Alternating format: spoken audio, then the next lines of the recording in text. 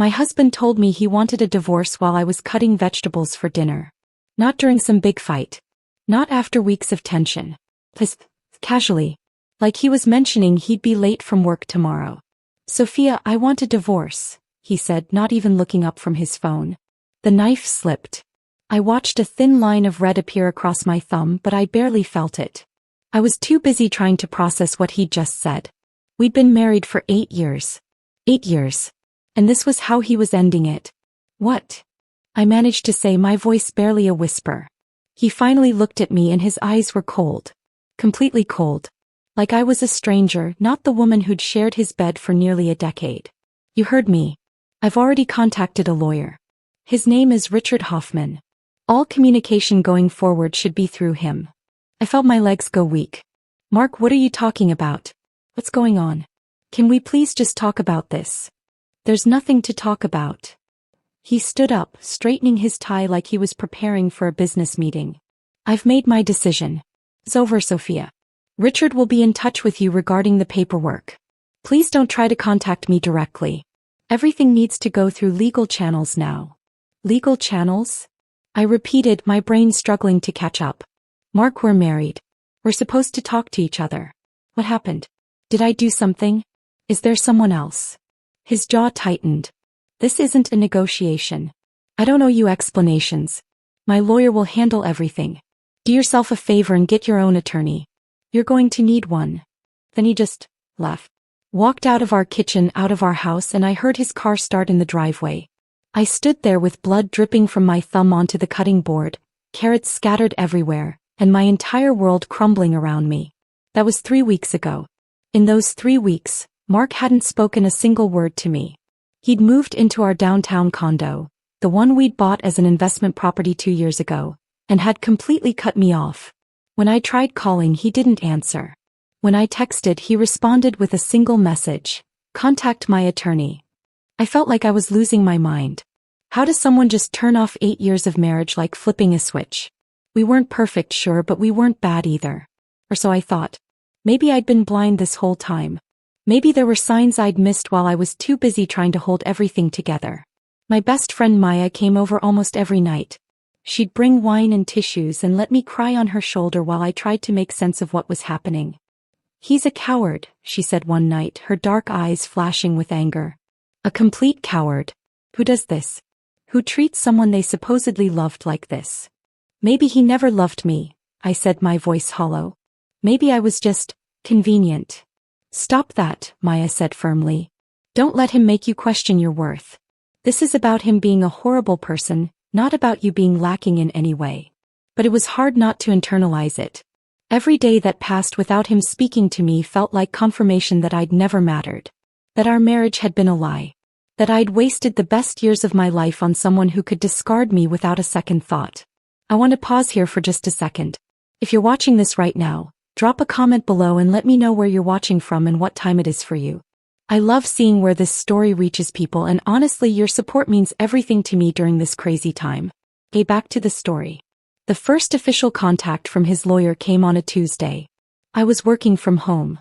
I did freelance graphic design, which was flexible but didn't pay nearly as much as Mark's finance job, when a courier arrived with a thick manila envelope. My hands shook as I signed for it. I knew what it was before I even opened it. Inside were divorce papers. Lots of them. Legal language that made my head spin. But the summary letter from Richard Hoffman was crystal clear. Mark was offering me $20,000 as a settlement. $20,000. For 8 years of marriage. The house, our beautiful 4-bedroom house in the suburbs that we'd renovated together, would be sold, and he wanted 60% of the proceeds because he'd put down the larger down payment. Never mind that I'd spent 2 years painting, decorating, and turning it into an actual home while he was climbing the corporate ladder. The downtown condo would remain his property. His 401k would remain untouched. His investment portfolio, also untouched. I would get my personal belongings, and whatever was in our joint checking account, which amounted to about $12,000. Oh, and I had 2 weeks to respond. I sat on our couch.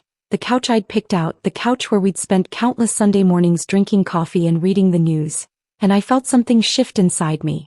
The grief and confusion began to harden into something else. Bigger. Who did he think he was? I'd supported him through business school while working 2 jobs.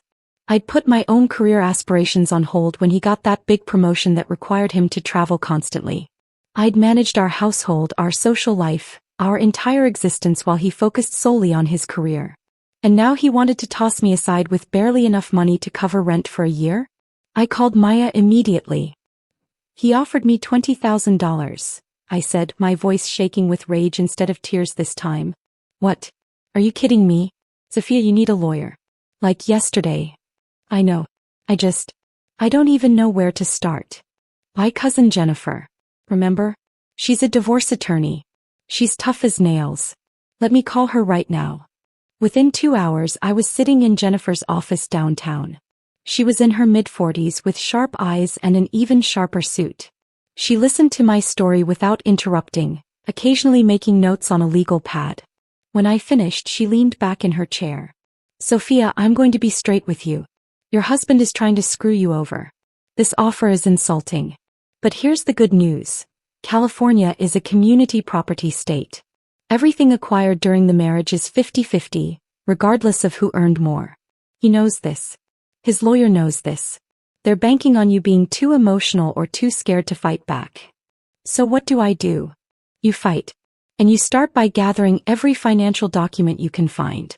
Bank statements, tax returns, investment accounts, credit card statements. Everything. I need to see the full picture of your marital assets before we respond to this joke of an offer. I nodded, feeling a flicker of hope for the first time in weeks. Hey, I can do that. Good. And Sophia? Stop trying to contact your husband directly. If he wants everything through lawyers, we'll give him exactly that. From now on, you speak only through me. I left her office feeling something I hadn't felt since that horrible dinner. Power. Mark thought he could bully me into accepting scraps. He thought I'd be so devastated by his rejection that I'd just roll over and take whatever he offered. He was about to learn just how wrong he was. I met Mark during my junior year at UCLA. I was an art major with dreams of becoming a creative director at some prestigious design firm. He was studying business, always talking about his 5-year plan, his 10-year plan, his strategies for success. I found it attractive at first. His ambition, his confidence, the way he seemed to have everything figured out. I was more of a dreamer, floating through life following my creative impulses. He was grounded, practical, real. We were opposites in the best way, or so I thought. Our first date was at this tiny Italian restaurant near campus. He showed up with a single sunflower, my favorite, which he'd remembered from a casual conversation we'd had weeks before. We talked for 4 hours straight until the owner had to politely kick us out so he could close. Mark told me about growing up in a middle-class family in Ohio, how his dad had worked in a factory his whole life and Mark was determined to do better. To be more. I told him about my chaotic childhood with artist parents who were brilliant but terrible with money. How I'd learned to be independent young because my mom and dad were always chasing the next creative project, the next gallery showing, never quite making ends meet. I'll take care of you, Mark said that night, holding my hand across the table. If you let me, Sophia. I'll build something stable for us. Something real. And God help me, I believed him. We got married the summer after graduation. It was a small ceremony in my parents' backyard, just family and close friends. My mom made flower crowns. My dad played guitar. Mark's parents flew out from Ohio, looking slightly uncomfortable with the bohemian atmosphere but trying their best to be supportive. The plan was simple. Mark would get his MBA while I worked to support us. Then once he had his degree and landed a good job, it would be my turn to pursue my dreams. Partnership. That's what we called it. We were a team. I worked 60-hour weeks for 2 years. I had a full-time job at a print shop and freelanced on the side, doing logo designs and website layouts for local businesses. I learned to stretch every dollar to make cheap meals taste good, to find joy in free activities. We lived in a cramped 1-bedroom apartment where the air conditioning didn't work and our neighbors fought loudly at 2 a.m. But I didn't mind. Because it was temporary. Because Mark was going to finish school, get an amazing job, and then we'd have our real life. The life we'd planned. He graduated top of his class. Within weeks he had 3 job offers. He chose the position at Henderson and Associates, a financial firm with a reputation for working their analysts to the bone but paying them extremely well. This is it, Soph, he said the day he got the offer letter. His eyes were shining with excitement. This is what we've been working toward. In 5 years I'll make partner. In 10 we'll be set for life. What about my career? I asked carefully. Now that you're starting, maybe I could cut back? Start really building my portfolio? Apply to some agencies. He kissed my forehead. Soon, baby. Let me get established first. Your freelancing is bringing in decent money. Once I make senior analyst, we can revisit it. Senior analyst came and went. So did associate. Then vice president. Each promotion came with a bigger paycheck and a new excuse for why it wasn't the right time for me to pursue my career seriously. We're trying for a baby, sophomore. Your income might not matter soon anyway. Except we never got pregnant. Month after month of negative tests and growing distance between us. This project is crucial. I need you to handle things at home so I can focus. So I handled things. I managed our household. I planned our social events, buying expensive wine and cooking elaborate dinners for his colleagues and their spouses. I made our house beautiful on a budget, spending weekends at estate sales and flea markets, refinishing furniture, painting walls. I became excellent at playing the supportive wife. And my design dreams? They faded into the background. My hobby, Mark started calling it. My little side business.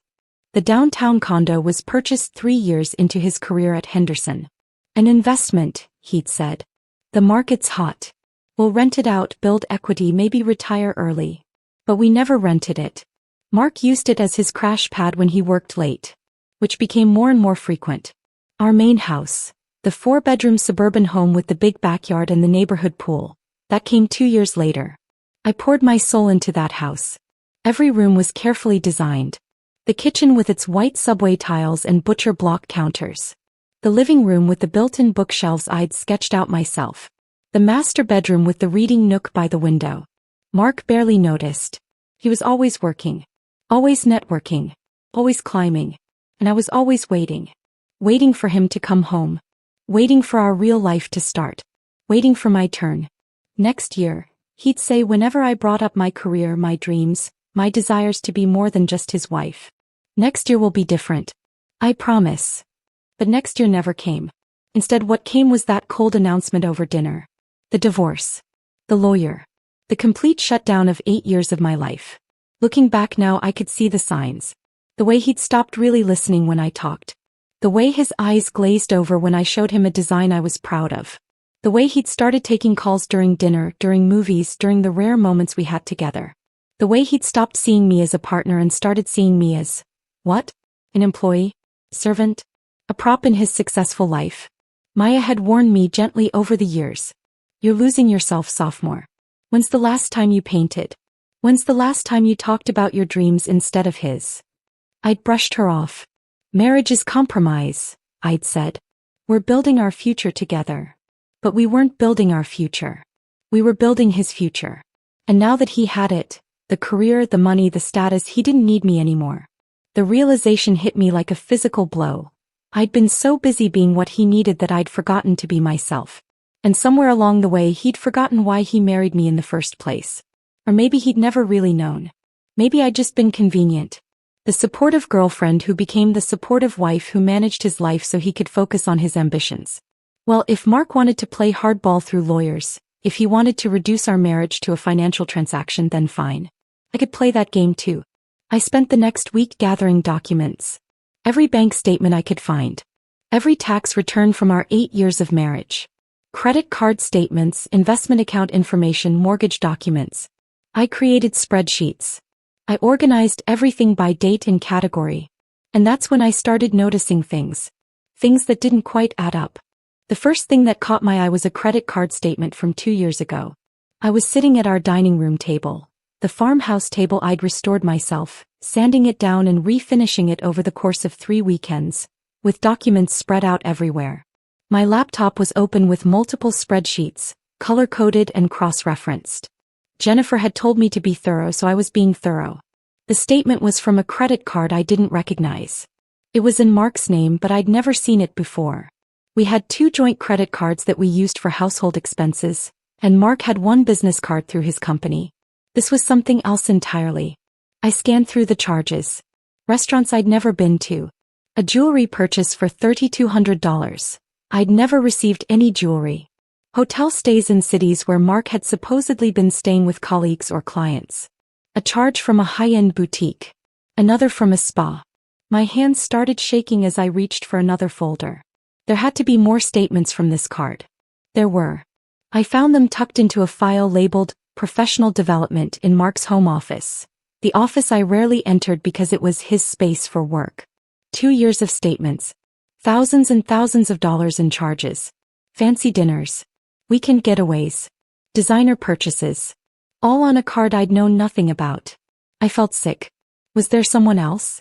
Had there been someone else this whole time? But then something else caught my attention. Monthly transfers.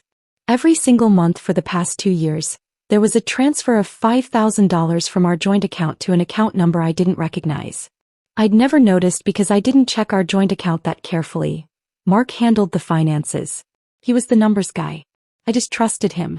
$5,000. Every month. For 24 months. That was $120,000. Where the hell was that money going? I opened our tax returns, studying them with an intensity I'd never bothered with before. Mark always did our taxes. He'd have me sign them and I'd barely glance at the numbers. Why would I? I trusted my husband. God, I'd been so stupid. There, buried in the schedules and forms, I found references to accounts I'd never heard of. An LLC registered in Delaware. Something called MK Holdings. Investment accounts with a firm I didn't recognize. Mark Keller. His initials. My heart was pounding now. I grabbed my laptop and started Googling. Delaware LLCs were notorious for privacy. People used them to hide assets to shield wealth. What was Mark hiding? I called Jennifer immediately. It was 8:30 at night, but she'd given me her cell number for emergencies. This felt like an emergency. Jennifer, I found something. Actually, I found a lot of things. Tell me. I walked her through everything.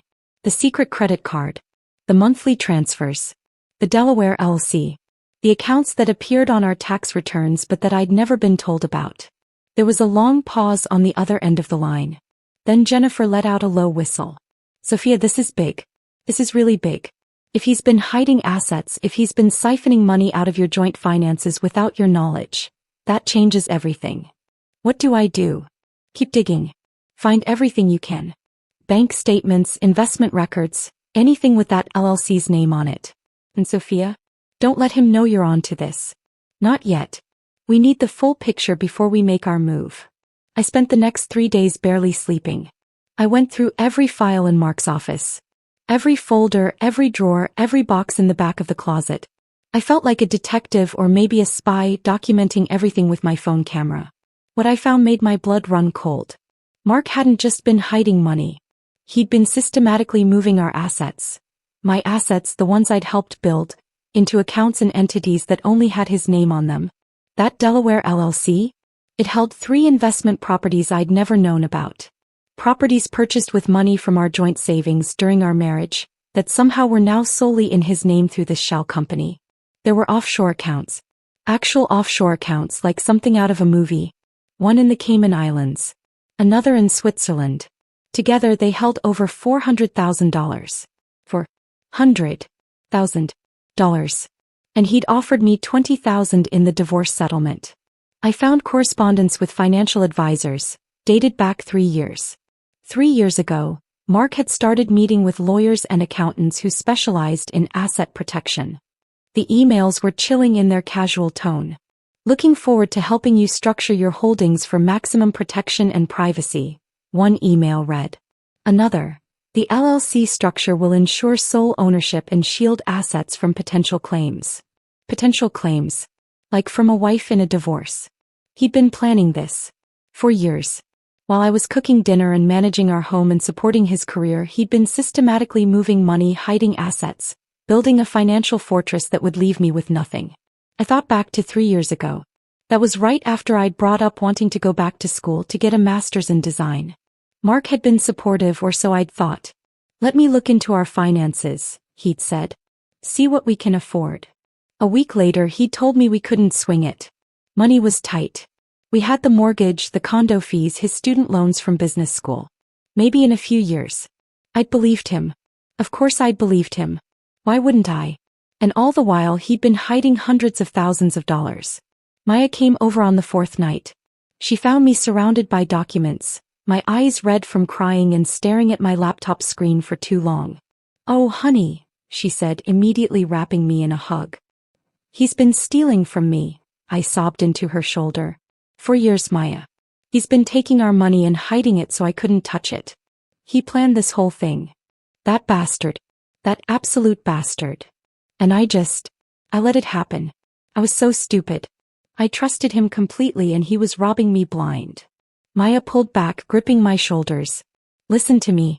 You were not stupid. You were being a good partner.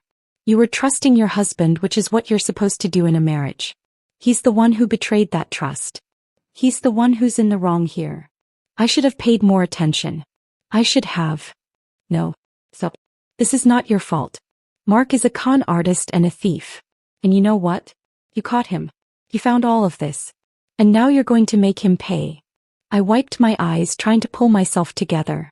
"Jennifer said we need everything documented before we confront him. She's hiring a forensic accountant. Did you know that was a thing? Forensic accountants. I've heard of them. They're like financial detectives, right?" "Exactly. Jennifer says with everything I've found, we can prove Mark was hiding marital assets. And there are penalties for that.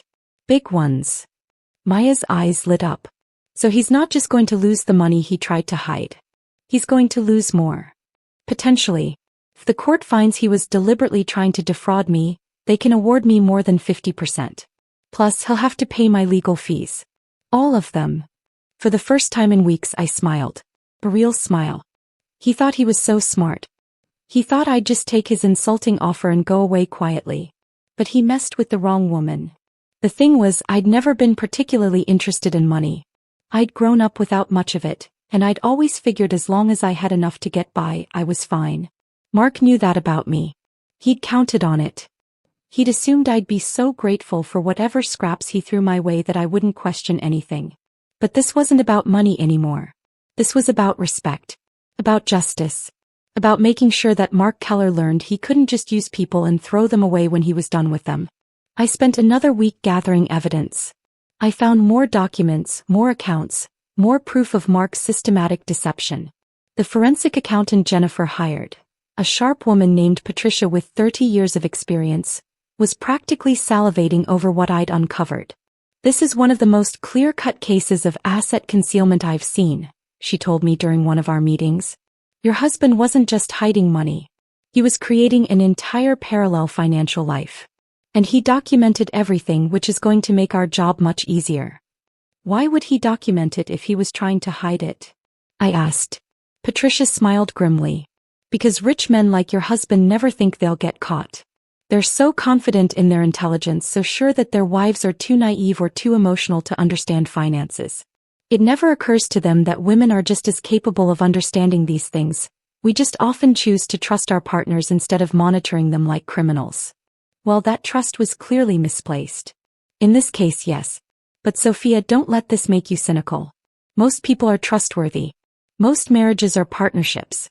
Your husband is an outlier and frankly a particularly arrogant one. The deadline to respond to Mark's settlement offer was approaching. Jennifer and I had several strategy sessions, planning exactly how we wanted to play this. "We could respond now with everything we know," Jennifer said. "Hit them with all the evidence at once. Or we could accept the meeting they've requested, let them think we're coming in weak and then drop the hammer. What do you recommend?" Normally I'd say hit them immediately. But in this case I think there's value in the element of surprise. Richard Hoffman has a reputation for being aggressive. He's going to come into that meeting expecting to intimidate you. Let's let him try. Let's let your husband sit there thinking he's won. And then we'll show them exactly what we found. I thought about it. Part of me wanted to email everything right now, to wipe that smug look off Mark's face immediately. But another part of me, a part one didn't know I had, wanted to see his reaction in person. I wanted to watch him realize that he'd underestimated me. That his careful plans had fallen apart because he'd assumed I was too stupid, too trusting, too weak to fight back. "Let's do the meeting," I said. "Let's give them their moment of confidence. And then let's destroy them." Jennifer grinned. "Now you're talking. I'll confirm the meeting for next week. In the meantime, keep everything we've found completely confidential. Don't tell anyone except Maya. Don't post anything on social media. Don't give Mark any hint that we're on to him. He hasn't spoken to me in over a month. I don't think that'll be a problem. Good. Let him stay confident. Confidence makes people sloppy. That night, I stood in our bedroom. The bedroom I'd decorated with soft gray walls and white linens. The bedroom where I'd spent 8 years sleeping next to a man who was stealing from me, and I felt something shift inside me. I wasn't the same woman Mark had dismissed over dinner. I wasn't the woman who'd spent years sublimating her dreams for his career. I wasn't the supportive wife who smiled and nodded and trusted blindly. I was someone new. Someone stronger.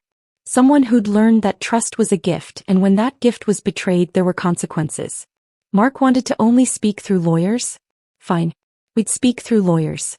And he was going to regret ever suggesting it. The conference room at Richard Hoffman's law office was exactly what I expected. All dark wood and leather chairs, with a view of downtown that screamed money and power. It was designed to intimidate, and I'm sure it worked on most people who walked through those doors. But I wasn't most people. Not anymore. Jennifer and I arrived 10 minutes early. She was wearing a navy power suit and carrying a leather briefcase that I knew contained copies of everything we'd discovered. I dressed carefully that morning. A simple black sheath dress, minimal jewelry, my hair pulled back in a neat bun. I wanted to look composed. Professional. Unbreakable. Remember, Jennifer whispered as we waited in the lobby, let them talk first. Let them lay out their position. Don't react emotionally no matter what they say. I won't, I promised. And I meant it. I'd cried all my tears over Mark Keller. Now I was just angry. Richard Hoffman's assistant led us into the conference room at exactly 10 o'clock. Richard was already there, a silver-haired man in his 60s with the kind of tan that came from golf courses and country clubs. He stood and shook Jennifer's hand with the familiarity of two lawyers who'd probably faced each other in court before. Then Mark walked in. I hadn't seen him in 5 weeks. 5 weeks since that dinner. 5 weeks of silence and lawyer letters and cold, impersonal communication. Part of me had wondered if I'd feel something when I saw him. Sadness, longing, maybe even love for the man I'd once thought I'd spend my life with. But all I felt was disgust. He looked good, of course. Mark always looked good. His suit was new, I didn't recognize it. Probably a $2,000 number from that boutique downtown he liked. His hair was freshly cut. He looked successful and confident and completely unbothered by the fact that he was in the process of destroying his wife's life. His eyes met mine for just a second and I saw something flicker there. Surprise maybe? He probably hadn't expected me to look so pulled together. He'd probably imagined I'd show up devastated, crying, begging him to reconsider. I gave him nothing. Just a cool, blank stare before turning my attention to Richard. Thank you both for coming, Richard began, settling into his chair at the head of the table. Mark sat beside him and Jennifer and I took the opposite side. It felt like a battle, which I supposed it was. I think we can resolve this matter quickly and amicably if everyone's reasonable. We're always reasonable, Jennifer said smoothly. Why don't you start by walking us through your client's position? Richard opened a folder, though I suspected he had the numbers memorized. My client has made what I believe is a very generous offer, especially given the short duration of the marriage and the disparity in earnings. $20,000 as immediate settlement, plus Mrs. Keller would retain her personal belongings and her portion of the joint checking account. The marital home would be sold with a 60-40 split in Mr. Keller's favor, given his larger down payment contribution. The downtown property would remain solely with Mr. Keller, as it's primarily used for his work purposes. And the retirement accounts? Jennifer asked, her voice neutral. Mr. Keller's 401k would remain his as it's tied to his employment. Mrs. Keller is, of course, entitled to establish her own retirement savings going forward. I watched Mark as Richard spoke. He was looking at some papers in front of him, not at me. His jaw was set in that way it got when he was trying to appear confident but was actually nervous. I'd seen that look 1,000 times during our marriage. Before big presentations, before meetings with his boss, before difficult conversations with his parents. He was nervous. Good. I see, Jennifer said. She made a note on her legal pad, taking her time. And what about other assets? Investment accounts? Business holdings? Richard barely paused. Mr. Keller's investment portfolio is primarily composed of inheritance from his late grandmother and funds earned prior to the marriage. Not marital property. That was a lie. Mark's grandmother had died when he was 12. I'd been to her grave. But I kept my face blank, just as Jennifer had instructed. Well, Jennifer said, closing her notebook. That's an interesting position. Creative even. Before we respond, I'd like to share some information we've recently discovered. Richard's expression shifted slightly. Just a tiny tightening around his eyes. What information? Jennifer opened her briefcase and pulled out a thick folder. She slid a copy across to Richard and one to Mark. We've been doing our due diligence on the marital estate. As you know, California is a community property state, which means all assets acquired during the marriage are split 50-50, regardless of who earned the income. Yes, we're aware of, Richard started, but Jennifer held up a hand. What's particularly interesting is what we found when we dug into Mr. Keller's financial records. She opened her copy to a marked page. For instance, this Delaware LLC, MK Holdings, which was established 3 years ago using funds from the marital joint savings account. An account that had both Mr. and Mrs. Keller's income deposited into it throughout the marriage.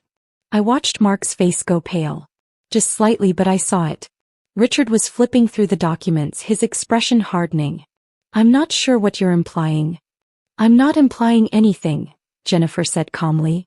I'm stating facts. MK Holdings owns 3 investment properties. Properties purchased during the marriage with marital funds. Properties that Mr. Keller somehow failed to disclose in his financial declaration.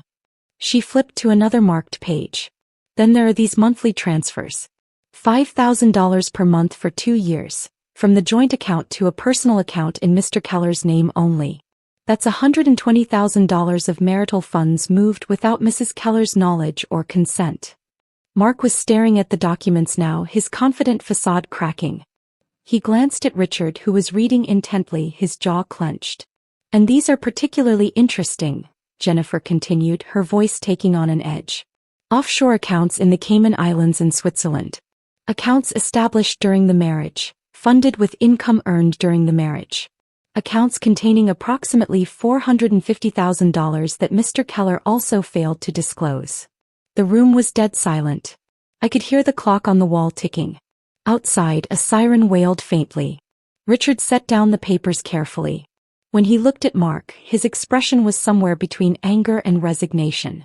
Mark, is this accurate? Mark's mouth opened then closed. For the first time since dinner that horrible night, he looked at me directly.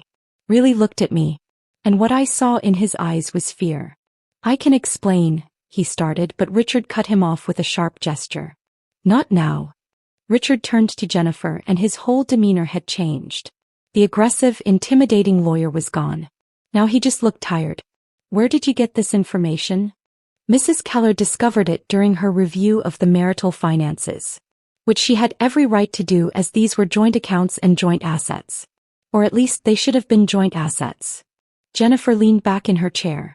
We've also hired a forensic accountant who's currently preparing a full report. But even with what we have here, it's clear that Mr. Keller has been systematically concealing and misappropriating marital assets for years. Jennifer, Richard began, but she wasn't finished. In California, when one spouse attempts to hide assets during a divorce, the court can award the other spouse 100% of those assets. Plus there are penalties. And of course, Mrs. Keller's legal fees would be paid by Mr. Keller. She smiled, but it wasn't friendly. So let's talk about a real settlement. One based on actual facts, not the fantasy Mr. Keller presented in his initial offer. I finally let myself look at Mark fully. He was slumped in his chair, all his confidence evaporated.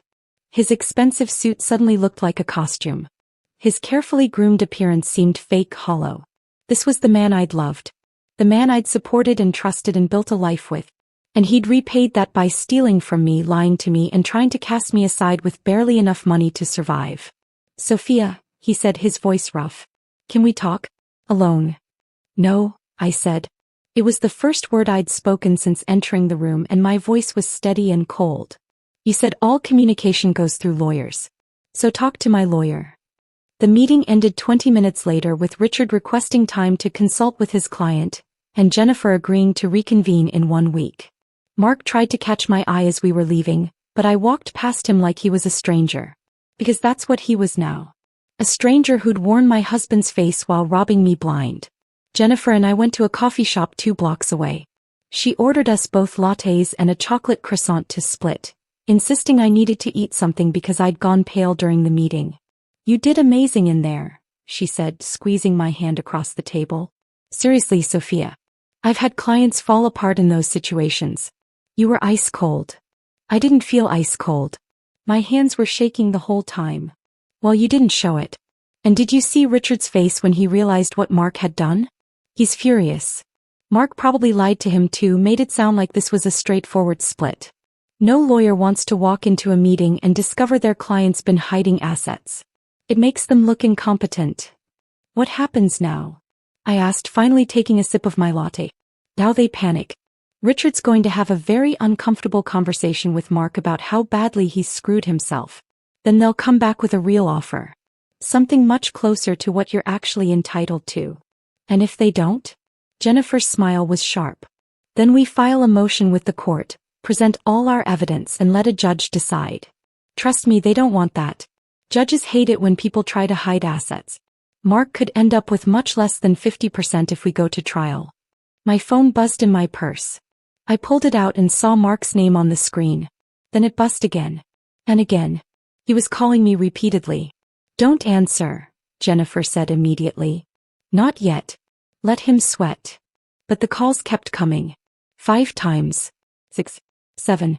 Finally they stopped and a text message appeared. "Sophia, please. We need to talk. I made mistakes. Let me explain."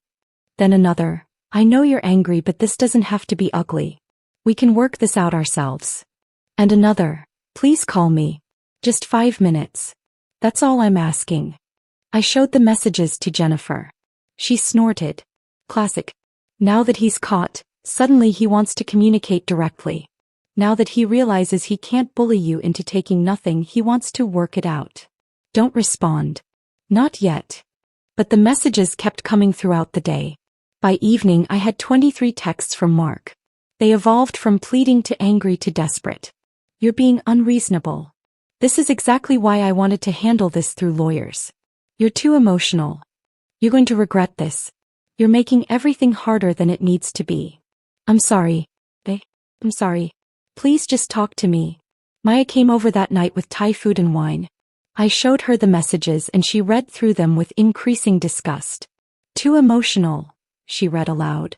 "Oh my God, Sophia. This man is unbelievable. He steals from you for years, tries to screw you in the divorce, and when you catch him you're being too emotional." I haven't even responded. I don't know what to say. "Don't say anything. He doesn't deserve a response. He had 5 weeks to talk to you and he refused. He said everything goes through lawyers, so that's exactly what he should get." But part of me, a small, stupid part, wanted to respond. Not because I wanted him back or because I felt sorry for him, but because I wanted him to know exactly how I felt. I wanted him to understand the depth of his betrayal, the magnitude of what he'd done. Around midnight, after Maya had gone home and I was lying in bed scrolling through my phone, another text came through. "I never meant to hurt you. I was just trying to protect myself. The business world is cutthroat and I needed security. I was going to take care of you, I promise. This wasn't personal. Wasn't personal. Our marriage wasn't personal." I started typing a response, my fingers flying across the screen. I wrote about trust and betrayal, about the years I'd spent supporting him, about how he'd stolen my future along with the money. I wrote 3 paragraphs of everything I'd been holding in for weeks. Then I deleted all of it and typed 3 words instead: "Talk to Jennifer." His response came immediately: "Sophia, please. Don't do this. We can figure this out together. We don't need lawyers destroying everything. Remember what we had. Remember us. Remember us." Like our marriage had been real. Like he hadn't been planning his exit strategy for years while I was picking out throw pillows and cooking his favorite meals. This time I didn't respond at all. The next morning Jennifer called. "Richard wants to meet again. Tomorrow if possible. I think they're ready to make a real offer." That was fast. Mark's scared. He should be. Patricia finished her preliminary report and it's even worse for him than we thought. She found another account we'd missed. a brokerage account with about $200,000 in it. Plus, some of those property investments he made through the LLC, they're underwater. He bought at the peak of the market and they've lost value. If we force a sale, he takes the loss too. So what's his play now? Probably to settle quickly and quietly before this becomes public record. If his firm finds out he's been hiding assets and lying in legal proceedings, it could affect his career. Henderson and Associates has a strict ethics policy. I thought about that. Mark's career was everything to him. More than our marriage. More than me. Certainly more than basic honesty and decency. The idea that his precious reputation might be damaged by his own actions felt like justice. Set up the meeting, I said. Let's hear what he has to say. That night, the text from Mark became increasingly desperate. He called 16 times. He sent voice messages that I didn't listen to. He even tried emailing me as if a different medium would somehow make me more receptive. Finally, around 10 p.m. he sent, "I'm outside. I need to see you. Please." I looked out the front window and sure enough his car was parked across the street. I could see him in the driver's seat, his phone illuminated in the darkness. My first instinct was fear. What if he tried to force his way inside? But then I realized something. Mark wasn't dangerous. He was pathetic. He was a coward who'd hidden behind lawyers and offshore accounts instead of facing me honestly. He wasn't going to do anything dramatic or scary. He was just going to sit out there and hope I'd feel sorry for him. I closed the curtains and went to bed. In the morning his car was gone, but there was a note stuck to my front door. I recognized his handwriting immediately, the same handwriting that had been on our wedding vows on birthday cards on the mortgage papers for this house. "I know I messed up. I know I hurt you. But I never stopped loving you. We built a life together, Sophia. Don't let lawyers tear that apart. Please give me a chance to make this right. I read it twice, then tore it into pieces and threw it in the trash. He never stopped loving me. He didn't know what love was. Love wasn't stealing from your partner. Love wasn't lying for years. Love wasn't offering someone $20,000 after 8 years of marriage while hiding $500,000 in secret accounts. Love was trust. Love was partnership. Love was honesty. Mark Keller didn't love me. He probably never had. But I was done caring about that. I was done being the woman who'd let herself be used and dismissed. Tomorrow we'd meet with the lawyers again, and this time Mark was going to learn exactly what it cost to underestimate me. The second meeting was nothing like the first. Richard Hoffman looked like he'd aged 5 years in 5 days. His confident swagger was gone, replaced by the weary resignation of a lawyer who knew his client had screwed up beyond repair. Mark looked even worse. There were dark circles under his eyes, his expensive suit was slightly rumpled, and his usual perfectly styled hair looked like he'd been running his hands through it all morning. Good. Jennifer and I arrived with Patricia, the forensic accountant, whose presence alone seemed to make Mark shrink further into his chair. We had 3 copies of her complete report, each one bound and tabbed with damning precision. "Thank you for meeting on short notice," Richard began. He sounded tired. "My client would like to make a revised offer." "We're listening," Jennifer said, her pen poised over her legal pad. Richard slid a paper across the table. "Mr. Keller is prepared to offer a 50-50 split of all marital assets, including the properties held in the LLC, the investment accounts, and the marital home. He'll also cover Mrs. Keller's legal fees to date." I looked at the numbers. It was better.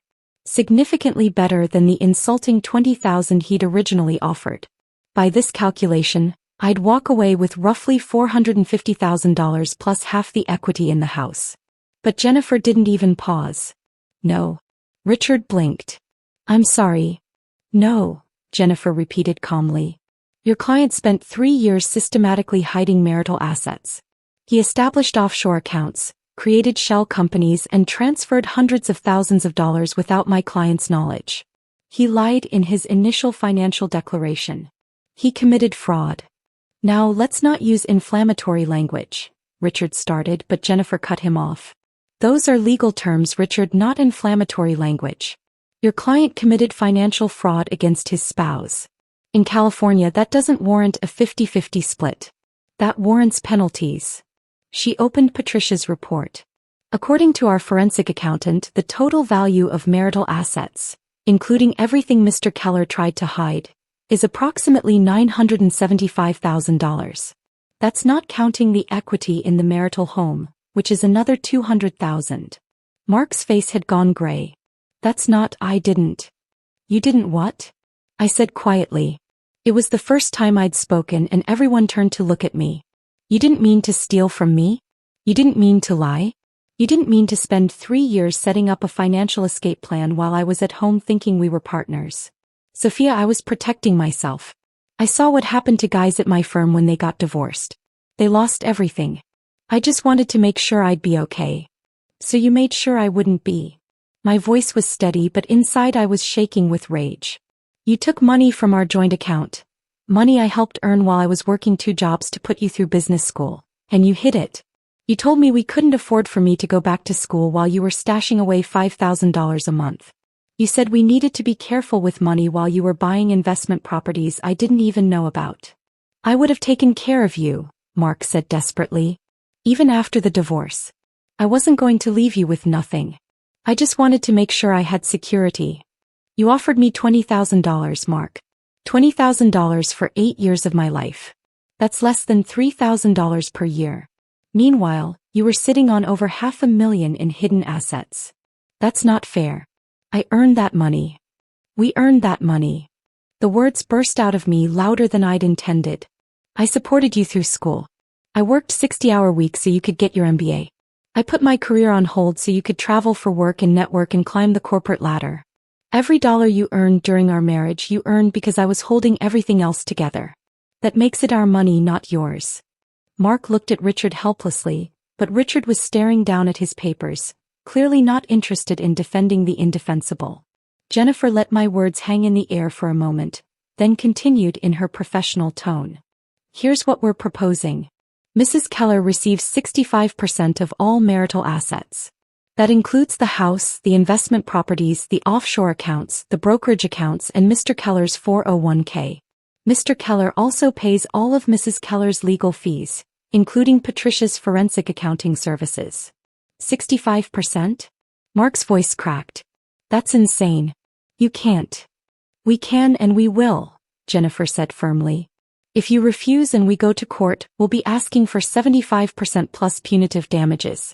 The judge will see that you established offshore accounts, created shell companies, and systematically hid assets. They'll see that you lied in your financial declarations. They'll see that you tried to defraud your spouse. Trust me, Mark, 65% is generous under these circumstances. Richard was doing calculations on his legal pad. When he looked up at Mark, his expression was grim. She's right. If this goes to trial, you'll lose more. And it'll be public record. Your firm will find out. Your colleagues, your clients, everyone will know. Richard, you're supposed to be on my side, Mark said, his voice rising in panic. I am on your side, which is why I'm telling you to take this deal. You gambled and you lost. Cut your losses before they get worse. I watched Mark's face as reality crashed down on him. This was really happening. He was going to lose.